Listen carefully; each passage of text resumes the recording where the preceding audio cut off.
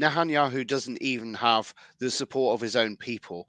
But sadly, many of those people, not all of them, are quite happy to go along with what he's doing right now.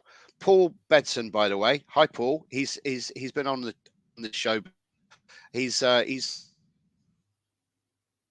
has made the point that already the Labour Party have made attempts to block. Thank you, Paul, that he's putting his message in now. Any arrest warrants for Netanyahu's criminal gang, just like the last Tory government. So we already know what we predicted, that the same thing is going to continue to happen. So yeah. Yes. What you're talking. We have been speaking about this for some time, Brother Mohammed. This is the, I think, the report that's just coming out now in the Israeli press. But I mean, we've been mentioning this months ago. Now this is on the 7th of July. When was the 7th of July? 7th of July was Sunday or Monday, right?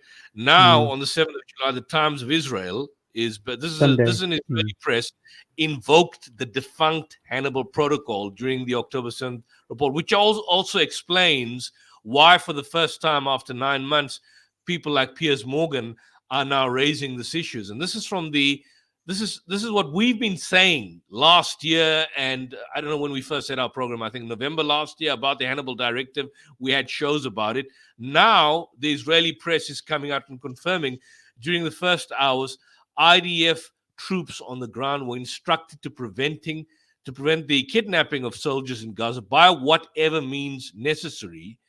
And senior officers in the Gaza allegedly implemented the controversial Hannibal report, according to reported testimonies of soldiers and officers. Haaretz, the daily newspaper, reported on Sunday, this past Sunday, this Sunday, after 9 months, that it obtained documents and collected testimonies from troops who partook in the fighting on October 7th. The data, Haaretz said, collectively pointed to the use of the Hannibal Protocol, a military order officially repealed in 2016 that granted troops broad permission to do whatever necessary to prevent the kidnapping of a fellow soldier, including potentially endangering their life. So where there's a kidnapping of anyone, generally soldiers, but now it appears to me even for civilians, then they ensured that in order to prevent the perspective that you'd have to enter into negotiations, they just kill everybody.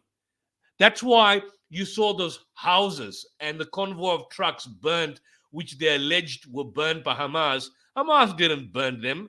It's Israeli Apache helicopter gunships that burned them. I mean, Yasmin Porat herself, an Israeli civilian who was kidnapped and then later released, confirmed that they were in fear on that time when essentially the Israeli Air Force opened basically full attack. They look at this here. The response from command was an order for Hannibal at Eretz, the whole of Hannibal, meaning Eretz or Greater Israel, meaning Hannibal full, uncontrolled Hannibal. Haaretz, and an instruction to dispatch an attack drone, which would obviously attack Israeli civilians. Half an hour later, a second abduction report and the same order was said to have been issued. So what comes from this is that a significant number of people that were murdered on October 7th were murdered directly by Israel, invoking the so-called defunct Hannibal Protocol, which is a protocol whereby they kill everybody. If there's a hostage crisis, or it's like somebody comes to your house and holds you up. And now to get rid of the criminals, your government makes an order, look, we're going to get the criminals, but we're going to blow up the entire house, including you. That's basically what the Hannibal Directive is. So if you, for example, see the remains of these houses, many of these houses and trucks in the kibbutz Be'eri, where they originally blamed Hamas for burning. Hamas didn't have the fire artillery to do that, by the way, on that day.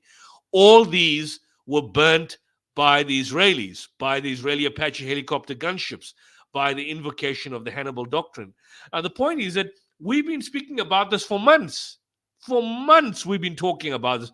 How come now only for the first time mainstream media is speaking about it? Now, and by the way, I don't think, and you can tell me if I'm wrong, but I don't think any major United Kingdom newspaper. I'm talking about The Guardian, the Daily Telegraph, the Daily Mirror, your, loony papers like The Sun, Times of London, whatever. I don't think any of them, to my knowledge, have raised the issue of the Hannibal program. I mean, I looked online for articles about the Hannibal directive on October 7th being invoked. None of these papers make mention of that. And yet now, for the first time, we are seeing that the Israeli news outlets in the Times of Israel, which is a pro-Israeli publication, a pro-Israeli state publication, is confirming, unlike Haaretz, which is leftist, is confirming that the Hannibal directive was highly likely that Hannibal directive was invoked. So this is the situation, and this goes to show the viewers out there who've been following our programs from last year, what we have been saying in November and October and December and January. Now we see direct confirmation in the Israeli press.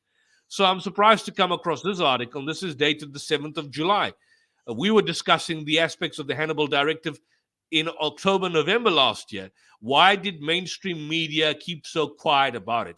What's there to hide? This is the point. Why hide? Why be deceptive?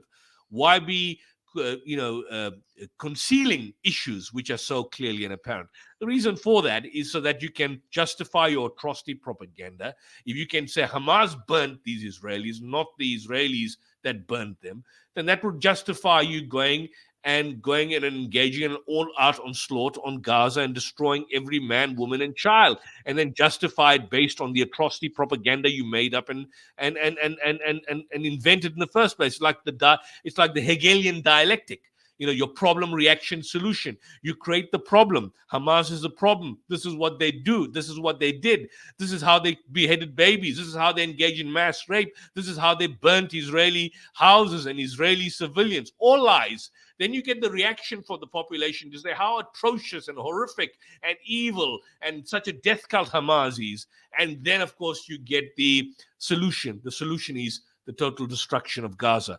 So that's where you have it, a classical Hegelian dialectic, whereby you create the problem, you present, you get a reaction from the public, and then you basically present your own solution. So that's where you have it, propaganda at its finest. Orwell could not make this up any better. These are masters in the art of propaganda, I mean, this is what you call evil. This is evil. Evil. Yeah. The problem with talking about Hamas being a problem is that it misses and I know you'll agree with this, it misses the idea that Hamas was created by something. Hamas was created by a set of conditions. Now, rather than talk about that, I'd rather think about going forward.